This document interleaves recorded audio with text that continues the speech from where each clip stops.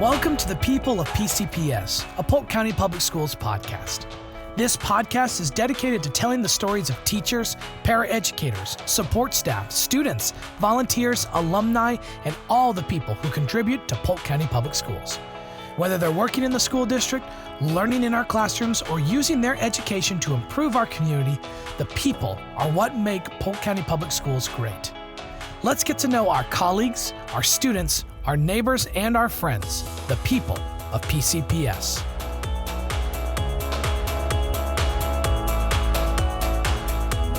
Hi everyone, I'm Rachel Pleasant, Senior Director of Communications at Polk County Public Schools, and welcome to the People of PCPS. This is a podcast we've created to get to know the people of our organization better because we believe it's the people who make this organization great. And I'm really, really excited to have our guest today, Amanda Jackson, with us. Amanda is started here as a social worker in 2019, and now she is a Community Outreach Coordinator, and she is overseeing the school district's Tassel Project. So we're going to get to know Amanda better and learn more about the Tassel program. Yes. So Amanda, you're a social worker by training. I am. And when we were talking earlier, you told me about how you came to be interested in that field. You had a social worker that you encountered when you were a student in school, and that she really left an impression on you. So tell us about how you arrived at the decision to become a social worker. Yes, and thank you for having me here. I'm really excited. So social work, love it. Back to that story that we were talking about. I'm originally from New York. When I moved down here, it was my first year, in school, and I'm a theater background and film and all that good stuff. And so in our little theater club, there was this one teacher or staff member to me. I knew she didn't teach in the classroom, but I didn't know exactly what her role was. I didn't realize she was a social worker. But she would just be so consistent, popping in and helping, like support with the club. And I just always took to her, just loved what she did. I didn't know what she did, but I said, whatever you do, I want to do it. And so what I would notice with her is that people would just cling to her. People who were going through some tougher situations would always seem to leave better coming out of her office. Very supportive, very humble, willing to help. And so that heart really, I don't know, it just, I was drawn to it. And so, fast forward to college days, that's what brought me to Lakeland. I was really originally a psychology and a theater major in school. Then I had a conversation with someone over the social work department. They said, well, just try an intro class and see, what it really is and if it's a good fit for you. All of those professions, the helping profession, we're in the people business. It's just what part of the person are we trying to, help? How are we, our angle, right? Mm-hmm. And so when I learned and sat in that intro to social work class, I was like, all right, this is it. Changed my major. Still at that time was working towards a double major with theater, but just loved the whole person and environment, going into the trenches where the people we serve are, and helping them, being in helping hands, providing intervention on the whole person, the family system, just all of that, and just making sure that whenever anyone who leaves my presence leaves better than how they came. I think that really impacted me from that social worker back in. Gotcha. So as a school social worker, when you go to work every day, what is your mission, your objective every single day? What are you trying to do for students?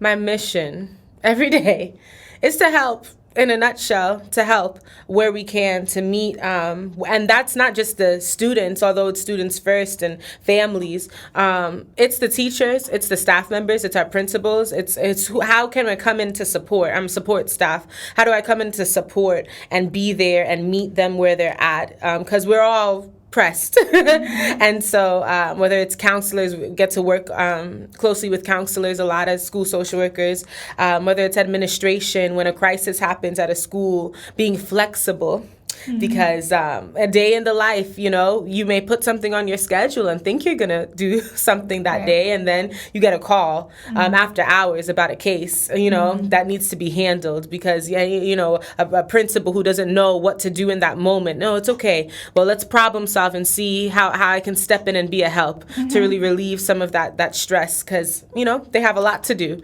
Right. So I guess in a nutshell, it would be to help. So as a social worker, you're assigned a certain number of schools? Yes, that's correct. So all of us in the social work department, that's run by Shannon Gillespie, is the senior coordinator. She's doing a great job. Yeah. But we all have 5 to 8 schools, a range of that, whether that's academies mixed in there. We have 5 to 8 schools.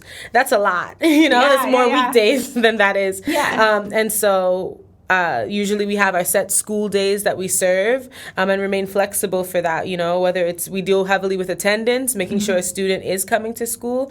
And we also deal with a lot of other things that happen, because attendance is just the symptom. Yeah. So along those lines, what are some of the issues that social workers encounter? I think just in general, not everyone understands necessarily what a social worker does. So help paint a picture for us what the daily life of a school social worker is like and what kind of things you're helping with.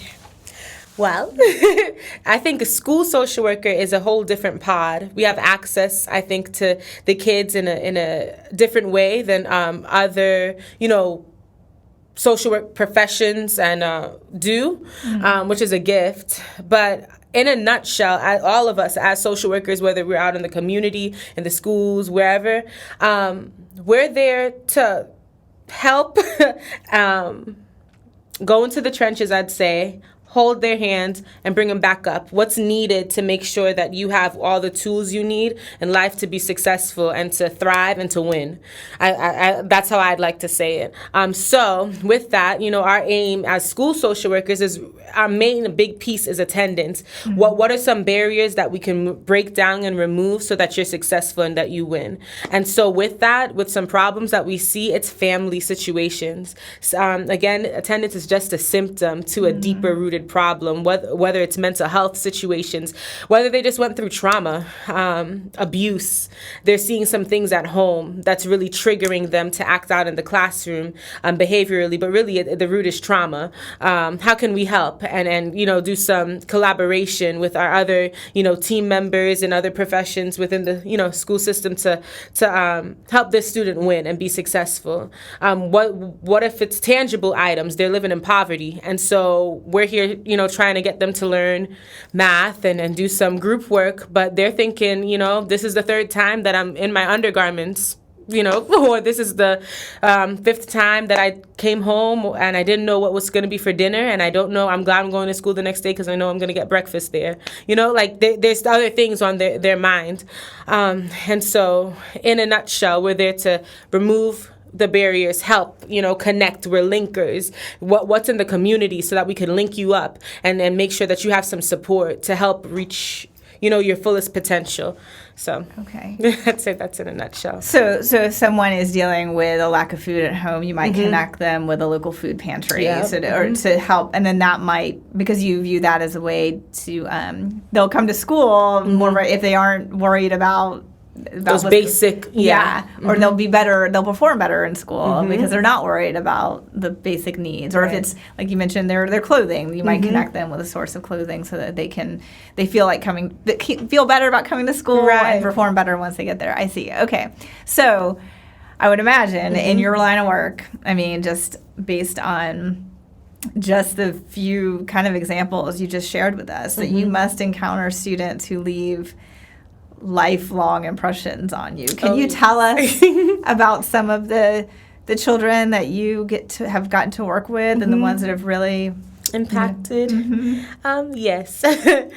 So as a school social worker, you don't just get to know, from what I've learned, you don't just get to know the student in the school. You start learning the community and what's going on with the trends in the community.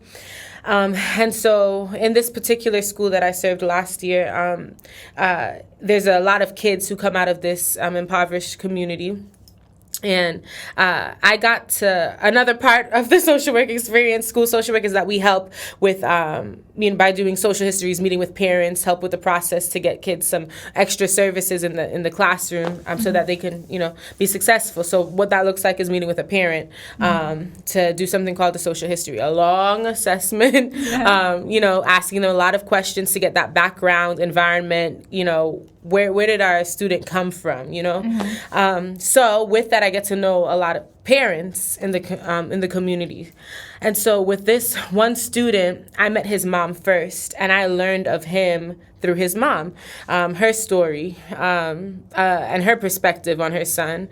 And what they had been through, she did not look like, losing a loved one. I've been in rooms with parents would break down in tears about what they're going through in that moment, and they're just trying to help their babies. They're just trying to, what do I need? What can I do to help?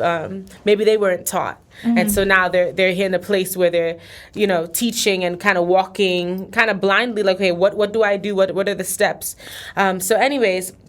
Got to know this mom, but then, of course, a big part of our job is attendance. It circled back around that, and now I'm seeing that I'm serving the student. His name pops up because it's an attendance situation, and so once you reach a certain amount of days of missed unexcused absences, we pop up, and we're hello. What can we do? To minimize that. Yeah. And so.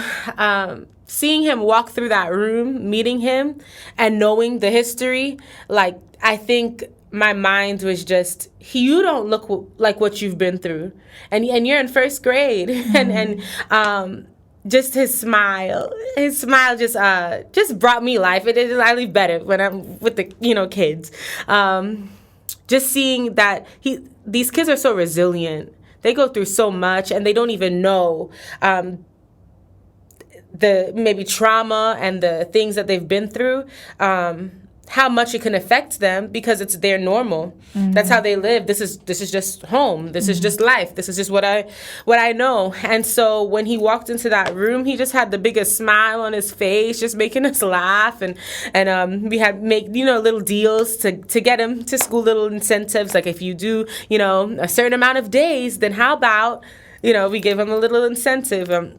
Different things like that. And so that his face, I could just go back to his face and just remember how sweet he was, and how loving, and the innocence of a child. It reminds you of your why, like why we do this. Want to remove barriers, to help him be the best him he could be, help the family thrive and be who they were meant to be, without these circumstances around them. So he had lost a loved one in very tragic way, and yet so he was not able to. He wasn't coming to school regularly because he was still processing the trauma, or.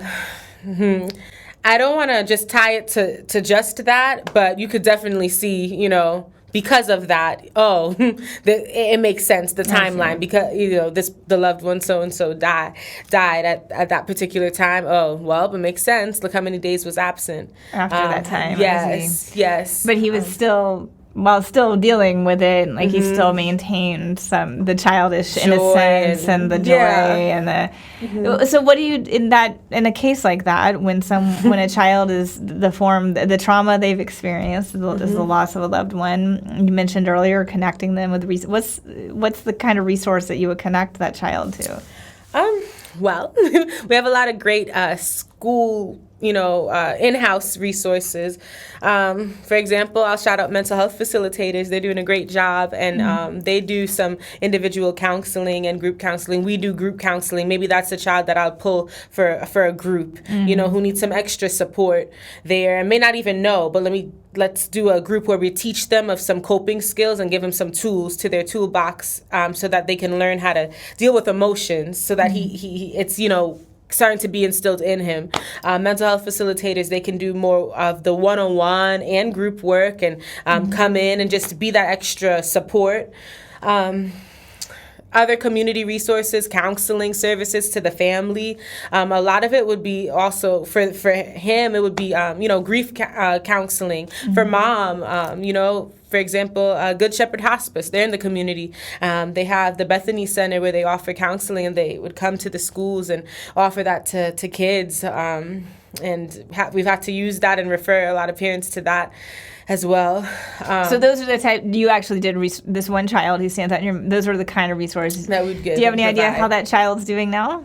Well, in this new role, new role with Community Outreach Coordinator, I love it, but I don't have the access that I did to my babies. I know a lot has happened since the transition with COVID and e-learning. But what I do know is that he has a support with the school counselor, which is another thing.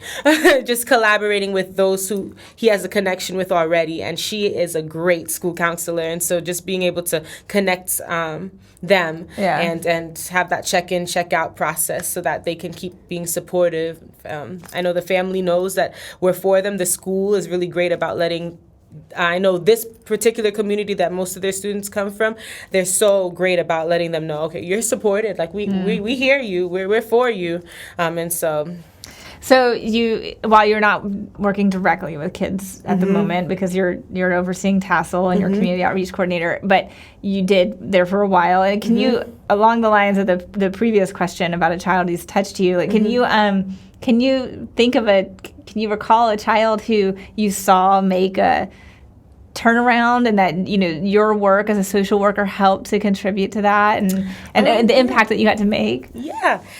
So this really was a child that I observed as I was interning, when I was getting my MSW. She came in, and it was my little, the case that I was given to, help with. She had attendance issues, but of course, attendance is the symptom. And so, okay, what's the deeper lying, issue here? Well, the deeper lying issue is that at home, there's a lot of domestic violence going on. We actually just left my mom and my sister and my siblings and I. We left the home so that we were displaced so that we can be able to have more stability. So that's what's really going on here. My dad's trying to contact me and making some threats and some heavy stuff that's really going on there, right? And again, the same thing of just seeing how resilient these kids are, like when they speak out and say what they're going through, and just honest, but there's still a smile. Anyways, that really touches me. But fast forward to, we began meeting, check-in, check-outs, meeting periodically anytime I would come to the school. And how are you doing? How has this worked? Whether it's journaling, whether it's listening to music, some tools that we've talked about to regulate and whatnot. How are we doing? We're checking in with the student. And just to see how the student has thrived and had created some good boundaries between, different family members that weren't as healthy, and then also finding people that she connected with who fed her, in the way that she needed to be fed. I saw a strength and resilience. I saw her grades improved, which were great, and she started coming to school more consistently. And so that's one story. There's lots. There's situations that happen that are unexpected. Students with who've lost a lot of things and resources because of fires, and so that's a traumatic experience. You're displaced from your home because of a fire that took place, and so being able to stuff my car with resources to give to them. Appliances, through the donations that we receive with Tassel, and seeing the smile on their face that comes up with the mom and the siblings, a student in high school, dealing with all of this, just seeing the frown or the hopelessness kind of lifted, like someone cares, like this is the people of PCPS, they care about us. They're for us. It's not just about us, being a number. It's more than a number. You're a person with a story, and and we're here to help. Yeah. So those are some stories. Gotcha. You're kind of one of the first responders of the school district when those crisis situations happen. We're definitely under crisis. That tier 3 when something is, on, and we love preventative. Like what can we do to prevent this? But there are a lot of kids that are already there, in that crisis situation that we just have to answer. Yeah. So now you're in this new role as Community Outreach Coordinator, and you're overseeing the district's Tassel program or project, which is right. You could say both. We call it the Tassel Project. Okay. You're overseeing the Tassel Project, and while a lot of people know what that is, but probably even more don't. So what is the Tassel Project? Yes. So Tassel, it stands for the teamwork. It achieves student success and it achieves learning or encourages learning. And so, think about a tassel. When we graduate, we get that tassel and we can put it from one side to the other. That's what we want to do by removing barriers. And so it's a donation-run project that was created by the social work department, and we're just here to help with practical resources for our students and for our families. And so how it works is that a school social worker, there's one assigned at every school, every public school and academy, with the district. And if a child is in need, they make a referral. The school lets the social worker know, or they may have found out in another way. They make a referral to our Tassel, office, our warehouse, and we fulfill that order, whether it's practical resources, so shoes, clothing, uniform clothing, hygiene products, undergarments, socks, blankets, any, things. And then sometimes, again, when we have those big situations that happen like fires, we have, based on donations, we were able to sometimes provide appliances and things like that as donations come in. And so it's completely donation-based and donation-run. So we really are thankful and love our community. So it's about bridging the gap with the community, getting team players to, hey, can you help support this cause? Because we're trying to help, and change and remove some barriers for our students. It makes a difference. I've been there to drop off, diapers for moms who are in need. It helps with, kids who don't want to come to school because they couldn't afford to get a uniform. That's simple. Parents who don't want to put their child in because I don't have enough to give. Shoes. My shoes are too small. There's holes in my shoes right now. This is all I have. Undergarments. I was thinking about that, and that's a little personal, our undergarments, but we don't really think about that. Some of us who are blessed with more, we don't think about how a child may be feeling if they're wearing the same undergarments or shirts or pants for the week. How does that make them feel? How's their socio-emotional health going on when they're sitting there, closed off? Their confidence. And so removing the barriers we can, So the list can go on, but that's in a nutshell what we do. We have a few projects throughout the year as well. So Christmas is coming, favorite holiday. Yes. And you've already started working on this now, right? You're accepting donations for this project now. Yes, so we listeners, support the Tassel Project's Joy Box program, right? Yes. So we have a holiday drive called the Joy Box. We want to bring some joy to the community. And so what happens is every social worker, they're able to pick out, a few students who they feel, are really in need this holiday season. A lot of times, I know last year when I was a school social worker and I got to, participate in the Joy Project, Joy Box Project, there was a student who had lost a parent. And so just to bring some extra joy, not just to the student, but to write a note to the parent and just to encourage them. It really changes some things. So anyways, the school social workers get to pick a few students of their, who they're influencing and shop for them in our little donation Christmas area. And so that's, again, the run by donations. We have the student, get with the counselor or somehow get a connection where we fill out, their favorite toys, or what do you like, what, and different, who are they, and then get to bless them with some gifts. And so that's Joy Box. We have something else in the spring. That's our Sunshine Pails, where we fill, it comes around the spring break time, and we fill up little pails with hygiene products for kids. And the thought behind that is so that kids could have some extra resources even through spring break.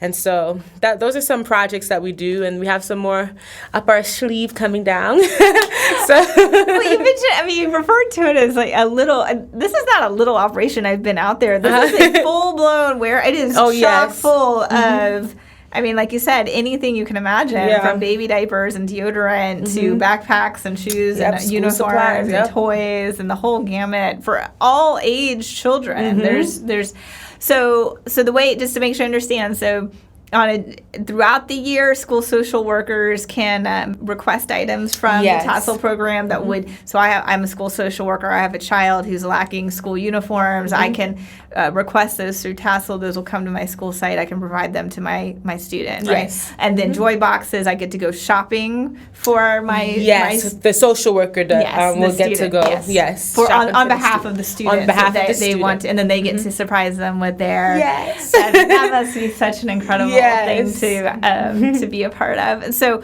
you're actively seeking, the more the better, right? Oh, yes. Individuals can make donations. Businesses. What are the items you're most in need of? Well, right now, thank you for asking that. Right now, we're in need of some hygiene items, definitely. You can imagine with COVID and everything that's going on. So hygiene items is a high need. And then right now, we are accepting those gifts that can be used for the Joy Box project. So coloring books, trinkets, ethnically diverse dolls, even blankets, during the Christmas seasons, Play-Doh, different team like hats and clothing items, all of those things. Puzzles, sporting equipment, just, what a kid would like to see under the Christmas tree. And how many students a year does Tassel serve? Well, we serve all of Polk County. We can get cases countless, and we've served since we've started in 2016 is when Tassel has, opened, I guess you'd say. And so we've gotten thousands of requests throughout the years. So anywhere from 1,000 to 3,000, orders are filled. Every year. Yes. And it's increasing. So that was, the most for this past, year's data. I think we were there and we're here to help. And I think even with this year, exposures is a big thing because, we're here and we want to help.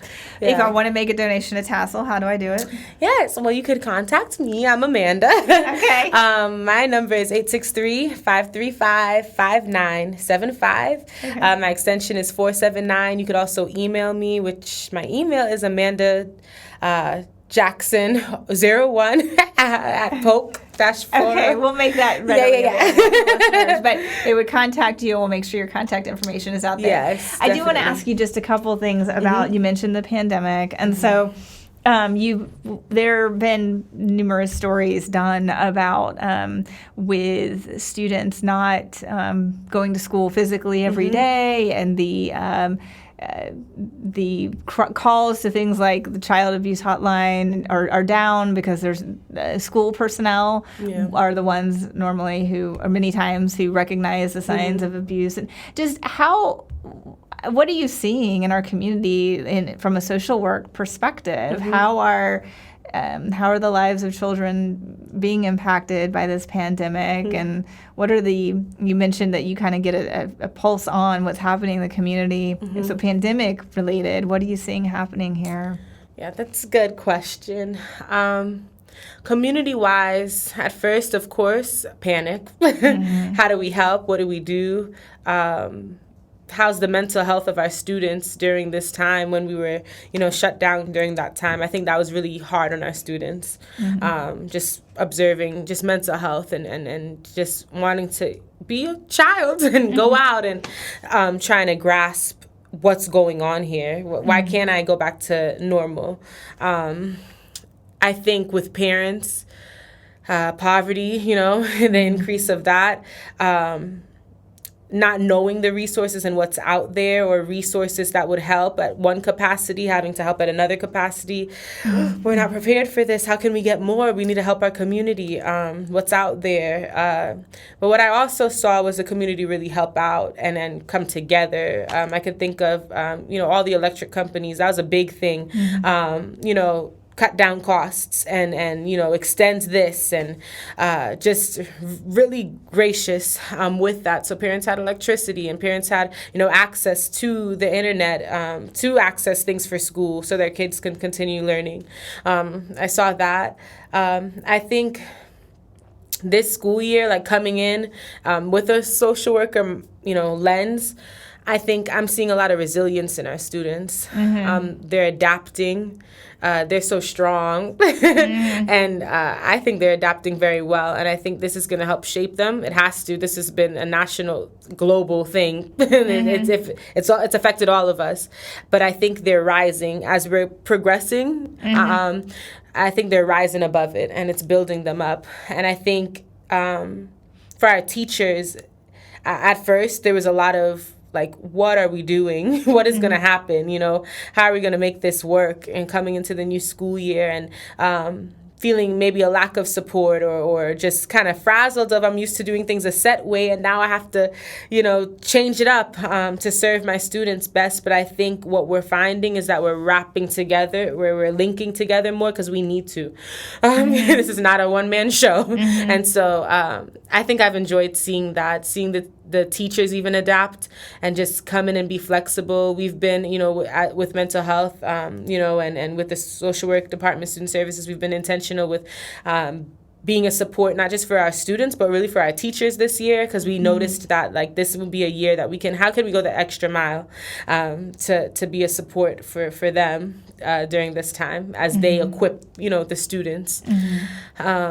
So implementing different things, going into the classrooms more.